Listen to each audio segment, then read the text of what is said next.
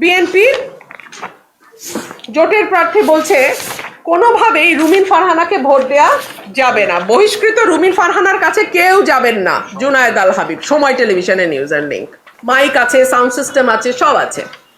আর আমি একটা hand mic নিয়ে চলি। এরপরে উনি গরু জবাই দিয়ে মানুষ খাওয়াচ্ছেন।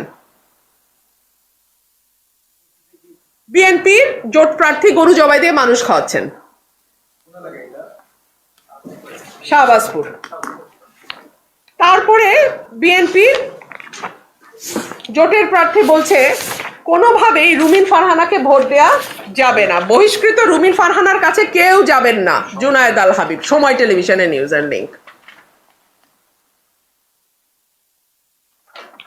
এগুলো যখন আমি ডিসি সাহেবকে দেখালাম এবং দেখি ওনাকে বিনীতভাবে প্রশ্ন করলাম, আমি তো এখন পর্যন্ত ৪৫,০০০ টাকা জরিমানা দিয়েছি, বিএনপি জোটের প্রার্থী কত টাকা জরিমানা দিয়েছে? আমি ১.৫ ঘন্টা ওনার সামনে বসে থেকেও এই অঙ্কটা ওনার কাছ থেকে জানতে পারলাম না। ওনারা জানেন না বিএনপি প্রার্থীর জরিমানা দিয়েছে কিনা।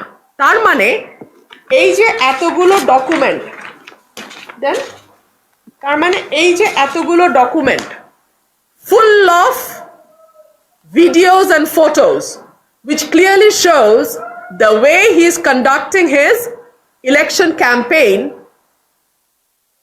১ টাকাও তাকে জরিমানা দিতে হয়নি বলে আমি ধরে নেব, তাই না? আপনারা আমাকে বলেন তাহলে ইলেকশনের লেভেল প্লেইং ফিল্ডটা কোথায় আছে? এই ডিসি, এই ইউনোর অধীনে আমি কি বিচার পাবো? এই প্রশ্ন আমি আজকে আপনাদের কাছে রাখছি।